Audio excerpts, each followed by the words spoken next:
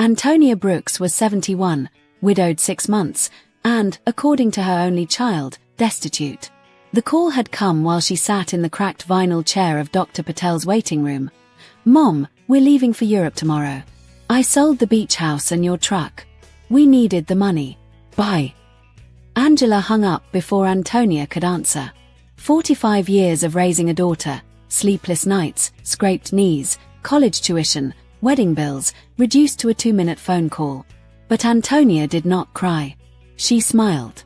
Because 3 days before Robert died, he had pressed a second manila envelope into her hands. "Only open this," he'd said, "when you're ready to protect what's ours.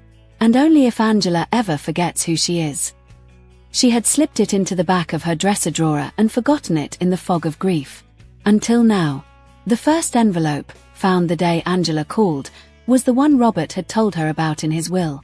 Inside, deeds to 6 rental properties, a downtown condo, a coastal motel, and the 20-story apartment building where Angela and her husband Edward lived. Bank statements showed balances in the high 7 figures. A letter in Robert's neat handwriting.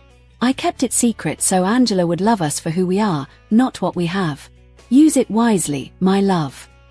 Antonia had stared at the numbers until they blurred. A bus driver for 40 years, her Robert had quietly built an empire. And Angela had just sold the beach house for $180,000, a fraction of its worth, to fund a business opportunity in Europe. Antonia called Mr. Peterson, the family lawyer. "Get everything back. Quietly. And don't tell Angela." 3 weeks later, with the beach house reclaimed and the truck parked under the same oak tree, Antonia opened the dresser drawer again. The second envelope was smaller, sealed with red wax. Her name in Robert's handwriting, but addressed to Angela. She broke the seal. Inside, a single sheet of heavy cream paper and a brass key on a red ribbon. "To my daughter, Angela. If you're reading this, it means you've hurt your mother in a way I hoped you never would.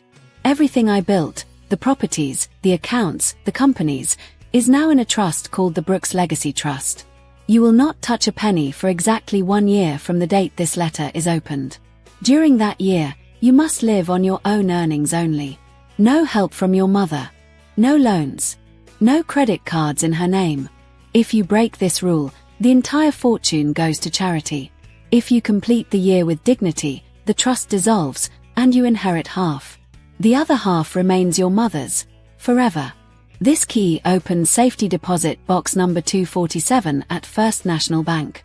Inside is $10,000 in cash, your starting fund. Use it only if you're truly desperate. I love you. But love sometimes means letting you fall. Dad. Antonia's hands shook. Robert hadn't just hidden money. He had hidden consequences. Angela came back from Europe 4 months later. Alone. Edward had vanished in Paris with a 25-year-old bartender and the last of the beach house money.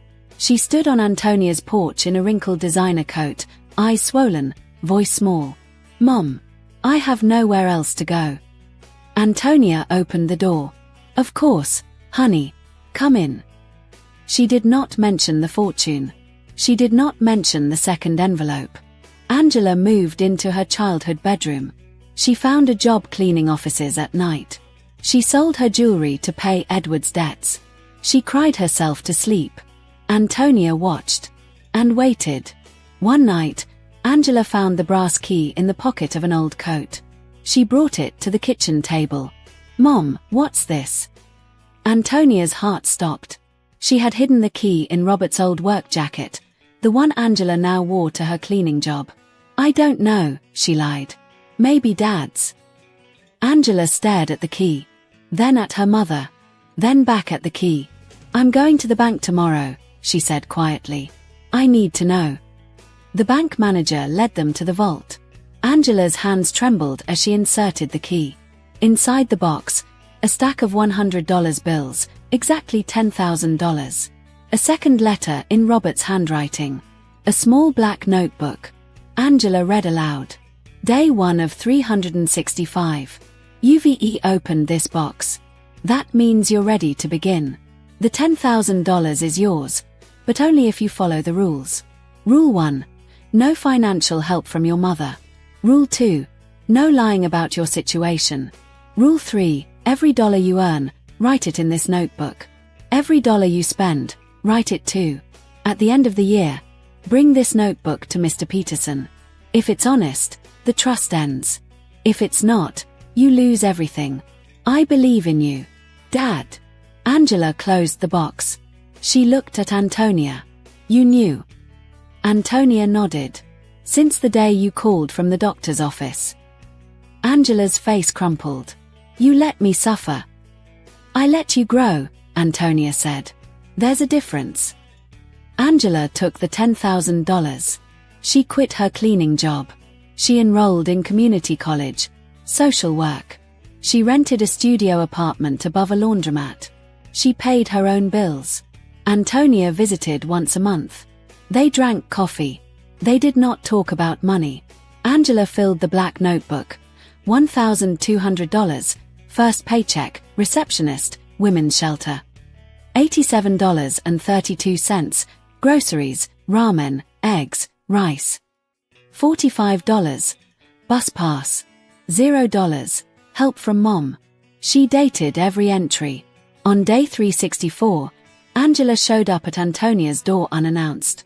She was thinner, stronger. Her eyes were clear. She placed the black notebook on the kitchen table. Open it. Antonia did. Page after page of meticulous entries. No gaps. No lies. At the back, a new page, in Angela's handwriting. To Mom. I thought you abandoned me. You didn't. You trusted me to find my way back. I'm sorry I ever made you doubt your love. I'm ready. Angela. Mr. Peterson met them in his office. He reviewed the notebook. He stamped it approved. The trust dissolves at midnight, he said. Angela, you now own 50% of the Brooks Legacy Trust. Your mother retains the other half. Angela stared at the papers. Then at Antonia. I don't want it. Antonia blinked. What? I don't want the money, Angela said. Not like this. Not as a reward for surviving. She turned to Mr. Peterson. Split my half. 25% to the women's shelter where I work. 25% to start a scholarship for single mothers in night school. She looked at Antonia. You keep the rest. You earned it. You raised me. You waited. 6 months later, the beach house was no longer a sanctuary for one family. It was the Brooks Haven, a shelter for women fleeing abuse. Angela ran the program. She lived in the old caretaker's cottage. She still drove Robert's truck. Antonia visited every Sunday. They cooked spaghetti in the same kitchen where Angela once built sandcastles out the window. One evening, as the sun dipped into the ocean, Angela handed Antonia a new envelope. Plain white. Her handwriting on the front. For Mom. Inside, a single photograph. Antonia and Robert on their wedding day. On the back, in Angela's handwriting. Thank you for the second envelope. It wasn't the money that saved me. It was the year you let me earn my way back to you. I love you. I respect you. I choose you. Your daughter, always. Antonia cried. For the first time in a year. Robert had been right. Love sometimes means letting someone fall. But only so they can learn to fly. The trust was gone. The money was split. The beach house was full of laughter again, not from one family, but from many. Angela never touched her inheritance. She paid for her master's degree with scholarships and night shifts. She married a quiet carpenter who fixed the shelter's porch for free. Antonia sold the downtown condo. She moved into the beach house full-time. She taught cooking classes to the residents. She kept Robert's chair by the window. Every Sunday, Angela drove up in the old Ford truck. They sat on the porch. They didn't talk about money. They talked about second chances.